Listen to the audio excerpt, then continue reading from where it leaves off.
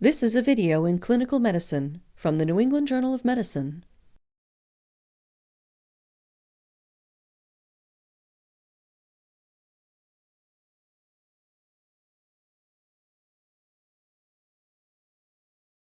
The ability to obtain peripheral intravenous access is an essential skill for all physicians. Although considered one of the simplest invasive procedures, mastering this potentially life-saving intervention requires refined skills and experience. Cannulating a vein, particularly a small one, can be challenging.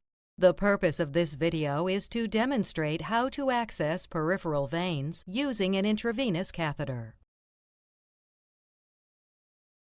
Peripheral intravenous catheterization is required in a broad range of clinical applications, including intravenous drug administration, for intravenous hydration, transfusions of blood or blood components, during surgery, during emergency care, and in other situations in which direct access to the bloodstream is needed.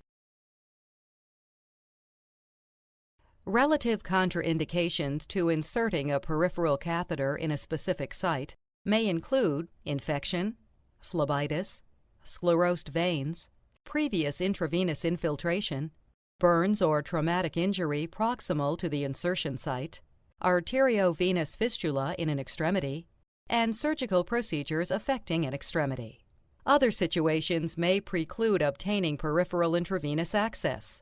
For instance, extreme dehydration or shock may render cannulating collapsed peripheral veins impossible. Some patients may lack suitable peripheral veins because of prior chemotherapy or intravenous substance abuse.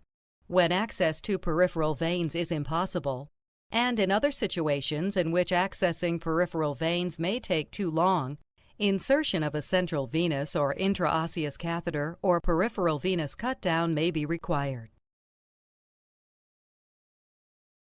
A detailed understanding of the venous system of the upper and lower extremities will facilitate successful cannulation.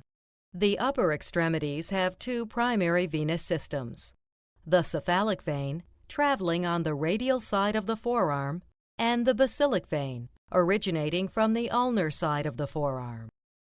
Although venous anatomy may vary considerably from patient to patient, these two systems generally remain distinct, other than communicating at the antecubital fossa and the wrist.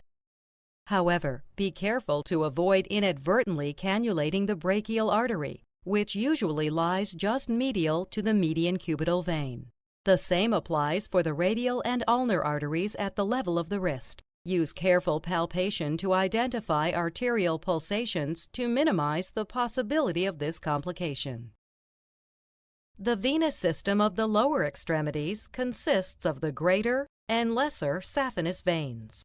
The greater saphenous vein originates from the medial side of the dorsal venous arch of the foot, passes just in front of the medial malleolus, and follows the medial border of the tibia to the knee.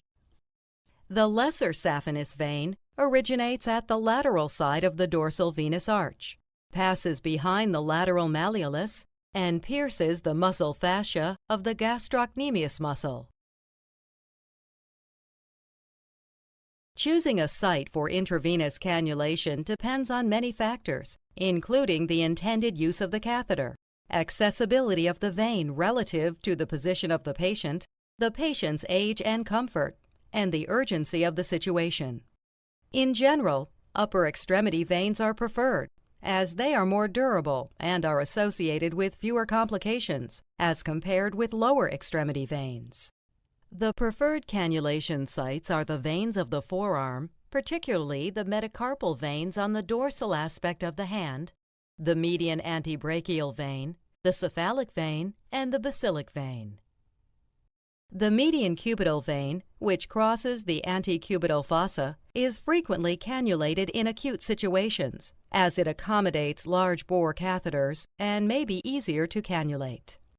When upper extremity veins are inaccessible, the dorsal veins of the foot or the saphenous veins of the lower extremity may be used. Cannulation of lower extremity veins is associated with a higher incidence of thrombosis and embolism, as compared with upper extremity veins. This risk is lower in children and infants. Therefore, the veins of the legs and feet are an acceptable alternative when cannulation of the upper extremities has failed. Other alternative intravenous cannulation sites include scalp veins, used in neonates and young infants, and the external jugular vein. Gather the equipment and have it ready at the bedside before beginning the procedure. You will need gloves, eye protection, a non-latex tourniquet, chlorhexidine-based antiseptic solution, sterile 2x2 gauze, a saline flush, a transparent occlusive dressing and tape, and appropriately sized catheter ranging from 14 to 24 gauge, an intravenous fluid bag with tubing, and a sharps container. A local or topical anesthetic may be required if the catheter is 20 gauge or greater. There are many catheters varying in style, length, and safety mechanisms. The two most common types of catheters are the over-the-needle catheter and the winged butterfly catheter. The butterfly catheter comes with attached tubing, whereas the over-the-needle catheter does not. For both catheters, the steel inner needle is removed, leaving only the plastic cannula in the vein. Different safety mechanisms have been developed to minimize the possibility of inadvertent needle sticks. Some catheters are equipped with a spring-activated retractable needle. Others have a protective clip that covers the needle as it is withdrawn from the plastic cannula. Needles should always be discarded appropriately in a sharps container. The size of the catheter selected will depend on the clinical situation. The smallest effective catheter should be used because small catheters allow for less resistance to blood flow around the cannula and are associated with fewer complications. Large catheters, such as 14 and 16 gauge, are used in acute situations for fluid resuscitation. For example, in managing hypovolemia in a trauma patient or in a patient with severe dehydration. Other factors that may influence the size of the catheter used include age-related vessel size, the need for pressurized boluses for administration of contrast or medication, and the viscosity of the fluid to be infused. Explain the procedure to the patient and address any specific questions or concerns. Discuss potential complications such as bleeding, bruising, and infection. You must follow standard precautions when placing a peripheral venous catheter. This includes washing hands, wearing gloves, and using eye protection because of the risk of blood splatter. When the selected site is in an upper extremity, the patient should be placed in the supine position with the arms supported. A comfortable position for the practitioner and proper lighting are important for successful intravenous cannulation. Tie the tourniquet with a half knot 8 to 10 centimeters above the targeted insertion site. Place the tourniquet flat against the skin and bring the tourniquet ends together, overlapping one another. Stretch the ends of the tourniquet and with one finger, tuck the top tail beneath the bottom, directing the end away from the puncture site. When evaluating a vein for cannulation, inspect and palpate the available veins. Gently tilt the extremity or adjust the angle of the light to reveal better the contours of the vessel. To palpate a vein, place 1 or 2 fingertips over the selected vein and gently apply pressure. Release the pressure to watch and feel the refilling rebound of the vein. An ideal vein feels round, firm, flexible, and full. Once you have selected the vein, clean the site with a chlorhexidine-based antiseptic solution using a back and forth motion.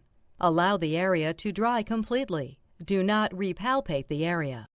If a larger gauge catheter is used, the site may be anesthetized with a local injection, topical cream, or ethylene glycol cryoanesthesia. To prepare the catheter, inspect the metal needle and plastic cannula for any damage or contaminants. Both should be smooth. Spin the hub of the plastic cannula to verify that it moves easily off the metal needle. Do not move the tip of the cannula over the bevel of the metal needle. as this could damage the end of the cannula. Superficial veins are displaced easily and need to be stabilized. Use your non-dominant hand to apply traction to the skin distal to the venipuncture site. If the catheter is placed in the dorsum of the hand, grasp the patient's hand with your non-dominant hand, fingers beneath the palm. Pull downward to flex the wrist, and use your thumb to keep the skin taut. If a forearm vein is selected, use your non-dominant hand to encircle the patient's arm. Place your thumb on the skin distal to the venipuncture site and pull down. Regardless of the venipuncture site, always maintain a firm grip on the patient's hand throughout the procedure. With your dominant hand, insert the metal needle bevel up at a 5 to 30 degree angle through the skin and into the vein. The angle used to approach the vein is dependent on the depth of the vein. A lesser angle is required for superficial veins. Do not insert the catheter too deeply, as this risks penetrating the far wall of the vein. When the catheter enters the vein lumen, watch for the initial flashback of blood, which will slowly fill the catheter chamber. Once the metal needle and plastic cannula are in the lumen, lower the catheter so that it is almost parallel to the skin. Hold the end of the catheter with the thumb and index finger of your dominant hand. Maintain tension on the vein and the skin, stabilize the needle, and carefully advance the catheter into the vein. When the catheter has entered the vein lumen completely, remove the tourniquet. To prevent blood loss from the open plastic cannula hub when the metal needle is removed, place direct pressure over the vein proximal to the end of the catheter and place a gauze pad beneath the cannula hub. Remove the metal needle from the plastic cannula and place it in the sharps container. Never attempt to reinsert the metal needle into the plastic cannula. Doing so may shear off the plastic cannula, releasing it into the bloodstream, resulting in a possible embolus. Make sure that the tourniquet has been released and confirm that the cannula is patent by flushing it with normal saline. The volume used depends on the size of the vein and the gauge of the catheter. Check that there is no swelling, redness, leakage, or discomfort around the insertion site. Attach the intravenous fluid tubing to the cannula and start the fluid infusion. Ideally, you should secure the cannula with a transparent occlusive dressing placed over the cannula hub. Confirm that the hub of the cannula is clearly visible through the dressing to facilitate monitoring. After securing the cannula with tape, loop the intravenous tubing and secure it away from the insertion site. Looping the tubing may prevent accidental displacement of the cannula, decrease cannula manipulation, and lower the risk of venous contamination or irritation. It is recommended that you write the date of insertion on the dressing to facilitate determining how long the cannula has been in place. To reduce the risk of infection, continue to review the indications for peripheral intravenous catheterization and remove the cannula as soon as possible. When a vein is difficult to see or to identify on palpation, several methods can be used to increase its dilatation. These include lowering the arm below heart level, gently tapping on the vein, instructing the patient to open and close his or her fist repeatedly, and applying a warm compress to the selected site for 3 to 5 minutes to increase vasodilatation. Transillumination or ultrasound may also be used to help locate a vein. These have been shown to improve the success rate of the procedure and to reduce the amount of time needed to perform it. Blood might flash back into the chamber if the tip of the needle has entered the lumen, but the cannula has not yet entered the vessel lumen itself. This problem can be avoided by reducing the angle of the catheter and advancing the needle a few more millimeters into the vein. A valve within the vein may prevent advancement of an inserted catheter. If this occurs, hold the cannula hub in place, remove the tourniquet, and connect the intravenous tubing to the cannula. Running fluid into the vein may open the valve and allow the cannula to be completely inserted. Occasionally, it is possible to advance the catheter when it is outside the vein or when the catheter has perforated the vein's opposite wall.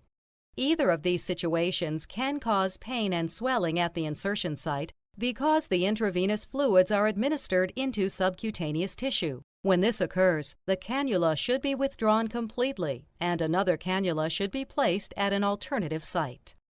When a cannulation attempt is unsuccessful, the subsequent attempt should be performed in a vein proximal to the initial puncture site. The most common complications arising from intravenous cannulation are pain, bruising, bacterial infection, extravasation, possibly leading to necrosis, phlebitis, thrombosis, embolism, and nerve damage. Proper sterile technique and the selection of an appropriately sized catheter should help to avoid these complications. Ensure proper and adequate fluid administration or flush the site with saline to prevent the more serious complications of thrombosis and embolism.